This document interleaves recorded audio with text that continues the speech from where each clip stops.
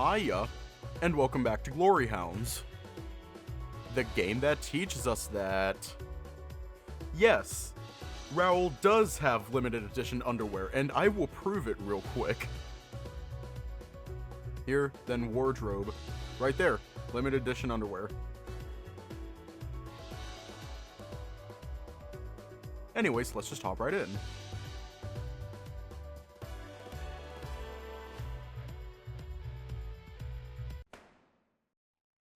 I shove his arm back and close the door. Let out a very drawn-out sigh looking at Raoul. His 1,000-yard stare isn't very reassuring. Well, you coming? Milo was pretty clear about not wanting me around for this. I know what he said, but you and I both know he might need help, even if he's not willing to ask for it. We're on a mission. We can worry about feelings later. Imagine if the worst came to pass. Could you forgive yourself? You're right, Spot. I just don't want to make things any worse. Dad always used to say, keep a clear head and focus on what needs doing. I'll leave at the part where he mostly said that when I forgot or neglected chores that needed doing. There was usually a lot more swearing involved. That all sorted, it's just us, Milo, and a legion of bloodthirsty plants. Now that all civilians are safe, it's time to put an end to this madness. I drag my hesitant boss behind me and sprint after Milo. He's going to need our help whether he's ready to admit it or not.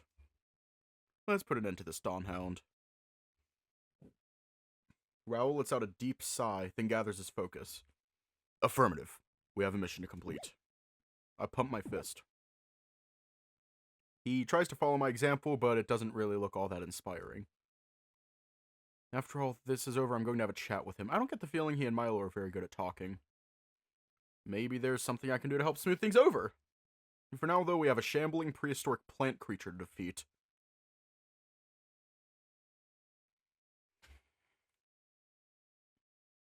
Where'd he go?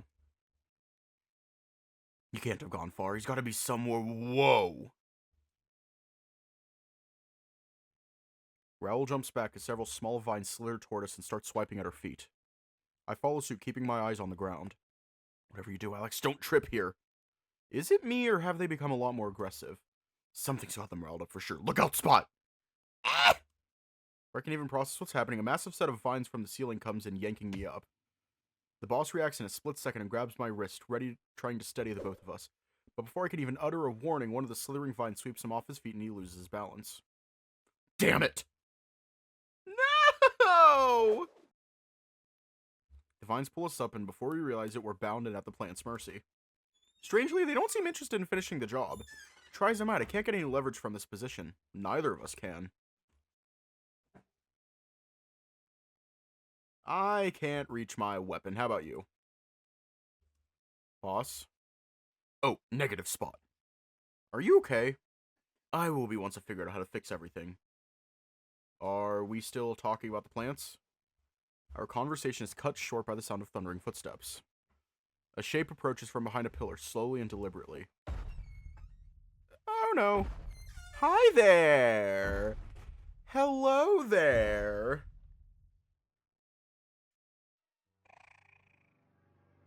You do not belong here. Be gone. Oh, hi, Goobert. Please listen to me. We're just here to help Milo. He's our friend. Right. Come on, Raoul. I need you to put a little more oomph into it for all our sakes. I will eliminate all threats. The creature seems to shake as if possessed, grasping at its own head before locking onto us. Boss? If you have any creative ideas, now's the time. I'm trying. The monster moves in closer, one of its arms flexing erratically. Be gone, be gone! I'm about to lose it and scream for help when I notice another shape appearing not too far from the commotion. Milo. Halt! The crow stands several paces away from the creature, brandishing the gardening shears. There's something about him that unsettles me more than any of the plants.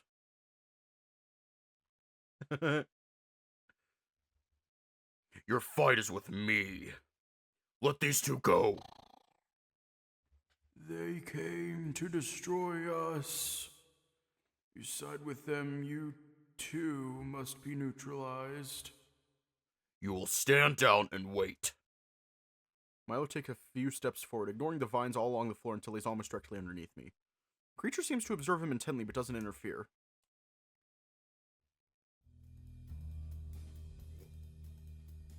I don't fully understand what's going on between these two.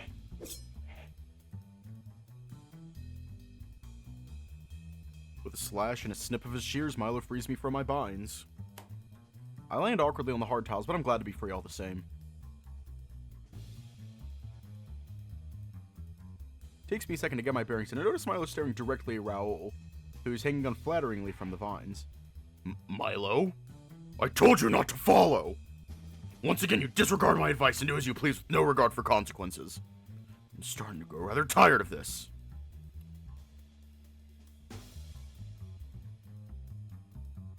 Eventually, Milo just sighs and cuts the boss free as well. I am sorry, but Milo is serving so hard right now.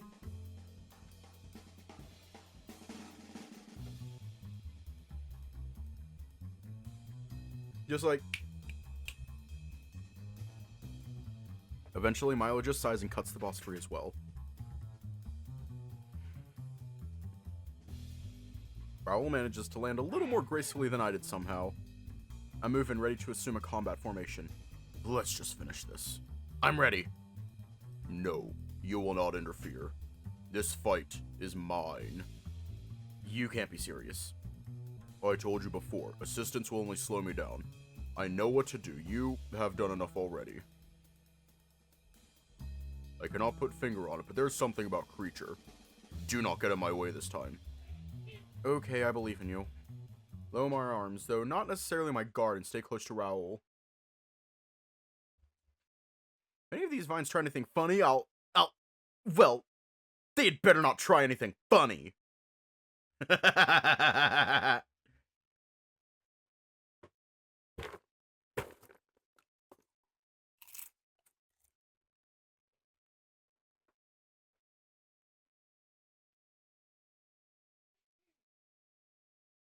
That was popcorn.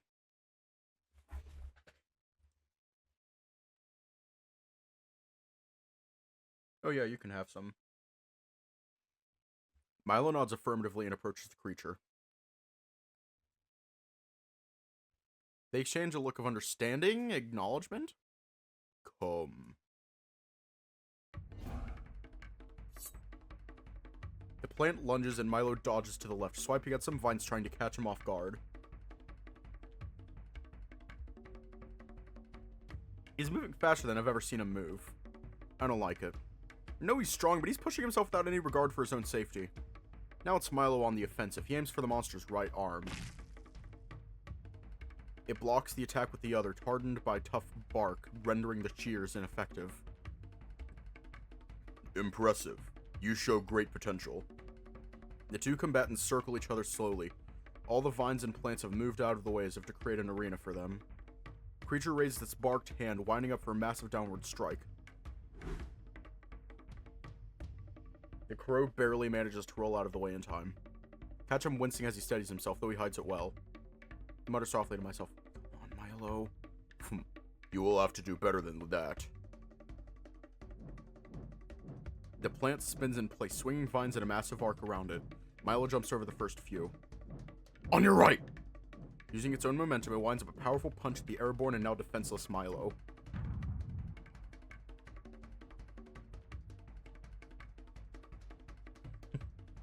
He manages to barely put up the shears to block the incoming attack. It sends him flying to the floor, knocking off his glasses and snapping the shears in half. Milo! Stop resisting. I do not wish to harm you. Milo groans as he gets to his feet, his only weapon, his only defense, out of commission. Or so I'm led to believe. I can even ready myself to jump into the fray. He gestures for me to halt and gets up on his feet, panting slightly. I am not so easily defeated. Raoul nods silently to me, putting upon my shoulder. Watch as Milo picks up one half of the shears in each hand. You think you have incapacitated me, but I was trained for two-weapon combat. Spins the two halves of the shears around in his palms. Sparks flies, metal scrapes bark. Milo's demeanor completely changed. Oh, he is locked in. What had been a slow and methodical fighting style so far has turned into what I can only describe as a whirling dance of death. Milo twirls, spins, and slashes, focusing not on damaging but on deflecting. He doesn't even exert himself. It's like he's showing off. Not just for the monster, but for us. It's a sight I've never even gotten so much as a glimpse at while we were training. Every attempt to ram him is parried. Every vine is cut in half. Leave me be! I cannot. I will not! You are my responsibility. It falters at hearing those words. I've taken care of you every day for a long time. Surely you must remember. Silence! No! As the creature heaves one of its bark arms up in the air, Milo gets up and grabs onto it with the grace of a dancer, climbing it like a tree. It would not behoove me if I were to stop when you are in so much pain. When the creature attempts to wrest him off, Milo pulls back his leg and kicks him in the face. Hear a low growl as it finally comes crashing to the ground. As it does, its bark-like skin cracks like an eggshell, falling around it in several parts. It reminds me a little of a knight losing his armor, except in this case the knight is...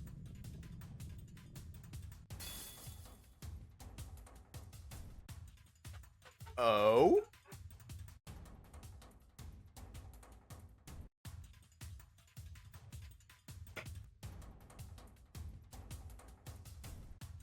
Well, hello there. It seems to be a person. Looks like some kind of tiger. It's a saber tooth. His fur, or what I can see of it, seems like it has the texture of mown grass and smells like it too.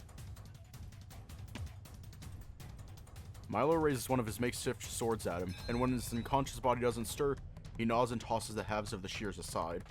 He tilts his head up and takes a long breath. Then, without saying another word, he stares at his hands and falls to his knees.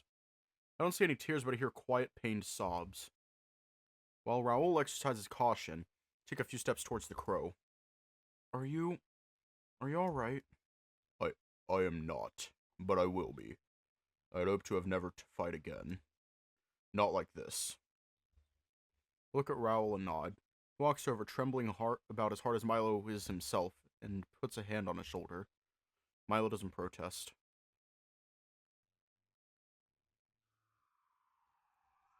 Press files into City Hall, Emil leading the charge. Much as the mayor tries to get them to form an orderly line, the journalists completely ignore him. Sounds of clicking cameras drown out his words. Their expressions run the gamut from horrified to enthralled, some of them poking at some of the destroyed furniture. Eventually, the mayor just throws up his hands, walking on over to us. It's good to see you're well. Sorry the place ended up trashed. Yeah, it's quite alright. The place was due for a little renovation anyway. He says that, but judging by the way his voice trails off at the end, I'm not sure if he means it. In any case, thanks are in order. He extends a hand. I shake my head. I want to thank Milo. He did most of the work. To be honest, I just stood there and looked pretty. Well, it was more like I hung there and looked pretty. The mayor moves his hand to Milo, who does accept, though judging by the furrowed brow, it's more out of obligation than anything else.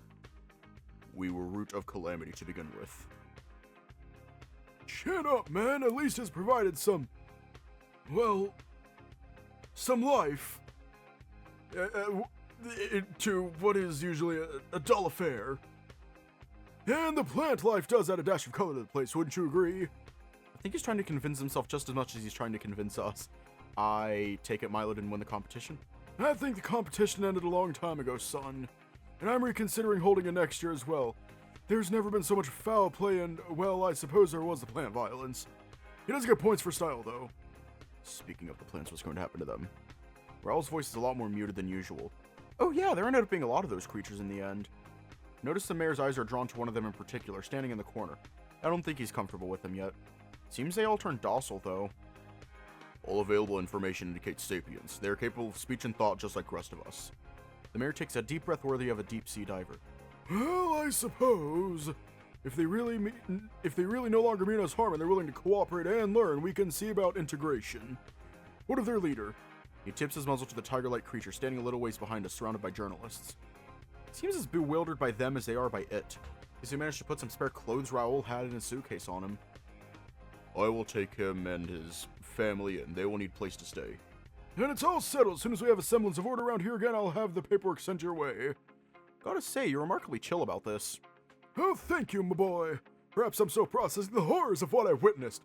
Oh. No worse than the charity ball we tried to hold last Christmas, I assure you. No, doesn't hold a candle. I suppress my inner Lou and resist the urge to ask. As the mayor heads off in the direction of the reporters once more, Willem comes dashing toward us with his niece in tow. There you are! His expression suggests that she's not here entirely of her own free will. Willem, glad you're safe. Could say the same to the three of you. I was worried sick I was. Elaine said you saved her ride. I'm really grateful. Then again, she also said she did cause this whole mess.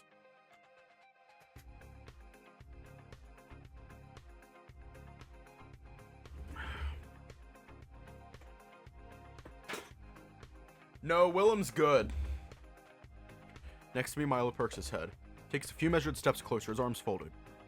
Come on, Elaine. Apologize. I'm sorry. What? I didn't catch that. I'm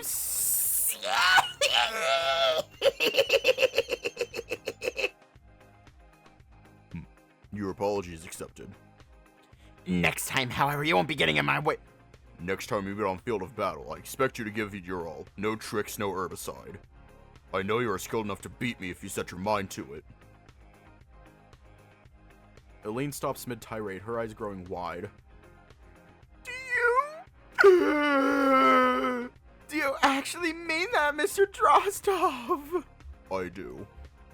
Milo and Elaine shake hands, but I will still win.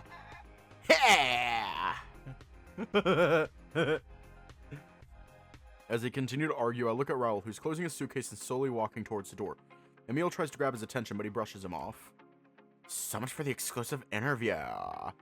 It'll have to wait for a couple days. We had a bit of a rough time of it. It can't wait a couple days, Alex. Breaking news has to be, well, breaking. I'm sure the mayor would love to give an interview. Why am I being volunteered? Excuse me, Master Raymond. Mr. Drozdov, come with me.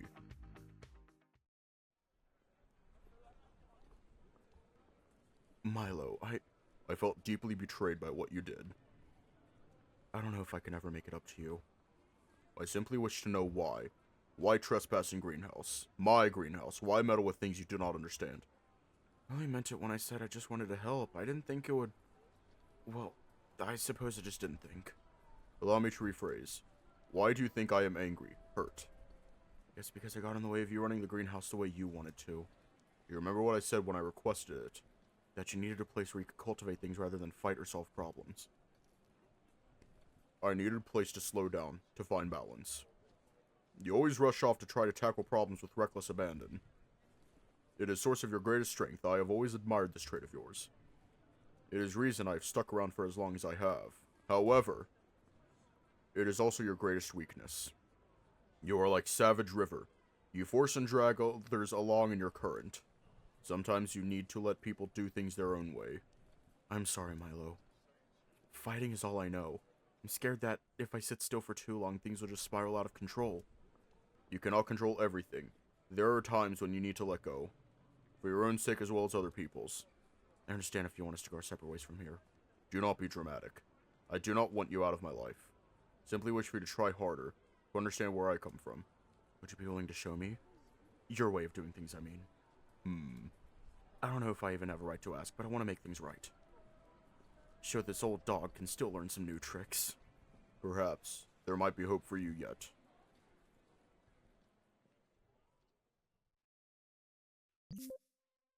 With a beep, the door to the greenhouse opens. To my surprise, it's not just Milo in there. Raoul is carrying a small watering can, and there's someone else. He looks different, less bewildered and more focused. Milo motions for me to come closer, though he doesn't take his eyes off the other two. No. Gently mix nutrition into soil. The plant person adds the contents of a small packet into a large pot, its whiskers twitching and bouncing happily. Almost as though it can sense the very earth itself. Just so, then add a little splash of water. The boss tries his best to add only the slightest bit of water to the pot. Like this. That is plenty. We want to moisturize soil and not oversaturate, else leaves will rot and wither. One cannot rush plants, they grow at their own pace. We simply provide healthy foundation, then let nature take over. Each plant has different requirements, different rhythm, none we can force. This is pretty hard. It is, I do not deny it. Patience can be a difficult skill to cultivate. Like plants, it will grow if you nurture it. Slow and careful progress is still progress. I think I get it. You're starting to get hang of it. Raoul nods, trying to understand, but his eyes betray his desire to do more right now. Still manages to keep it together, though I do catch his hands trembling when he puts the watering can back down. I'm not interrupting anything, am I? I walk over to them, brushing past another plant person carrying a large bag of mulch. Just have to get used to this sight, but it's like, it looks like they're adjusting well? Not at all. Come, there's someone I would like you to meet. Says it with no small amount of pride, beckoning the tiger over. Okay, what is this creature's voice? What is the tiger's voice?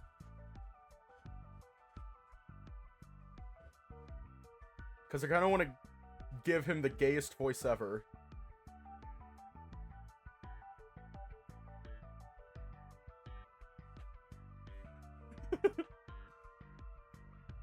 Here, and I'm gonna try a bunch of different voices, and you tell me which one works the best. Greetings and salutations, dear canine companion. I am Basil. 'Tis a pleasure to make your acquaintance. Greetings and salutations, dear canine companion. I am Basil. 'Tis a pleasure to make your acquaintance. I just really wanted to do that one. We're obviously going to do the first one. I just really wanted to do the second one. Greetings and salutations, dear canine companion. I am Basil. 'Tis a pleasure to make your acquaintance. I was expecting a Batavian name. Do you fancy it? I heard Mr. Drozdov say the word when he was explaining this wondrous, fantastidocious place to me. It simply spoke to me. Fantasticadocious. Basil Omori. Basil, eh? Shit! He's staring. Think of something. Do you go well with pasta?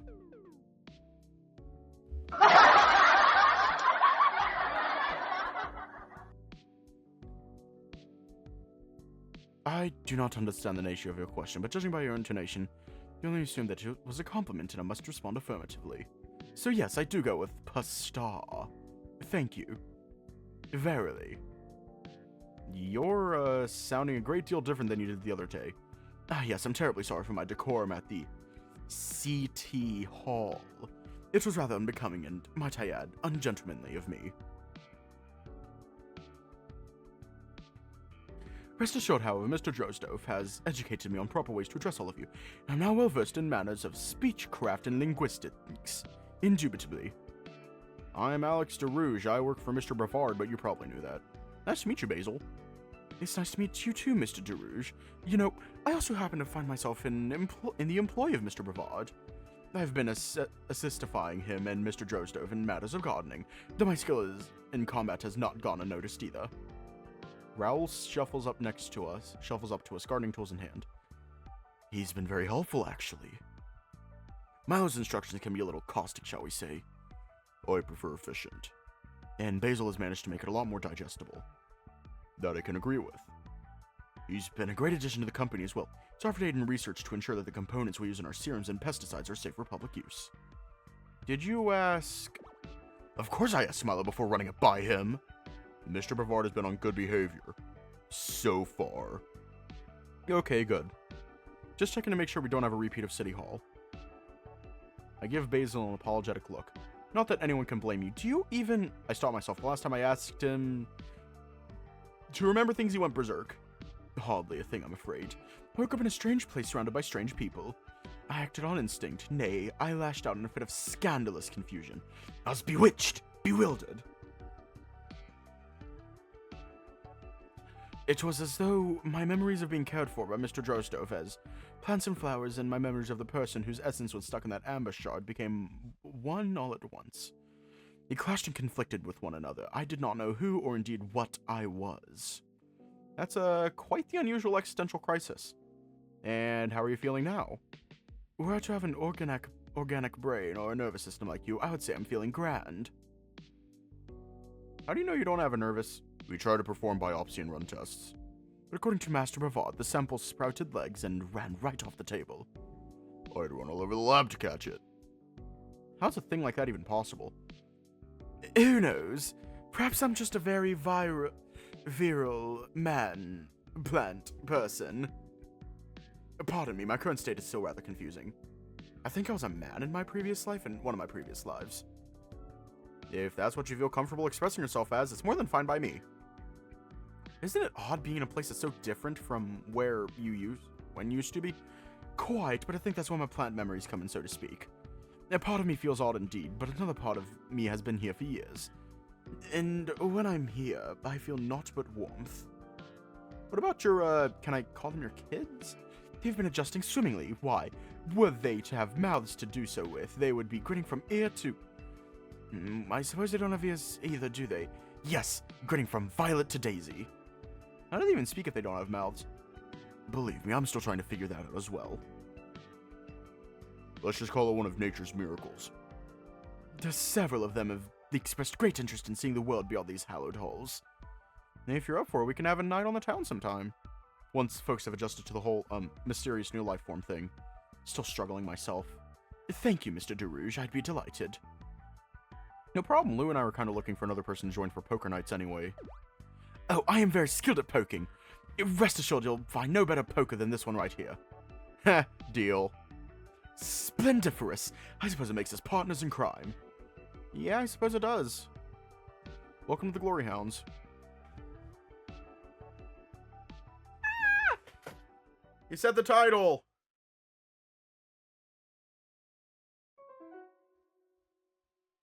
Issue number 4, and... Aww.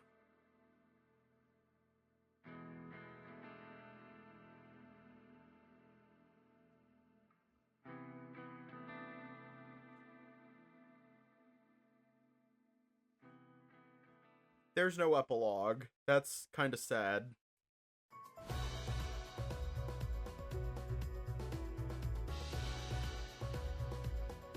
Actually, I want to show you something. We have all sorts of shit here. I'm actually kind of curious about some of this. And I want an excuse to do this. However, I will give you what you want. Ahab. Oh, we have to go to wardrobe. Right here. Ahab. And his different clothing styles.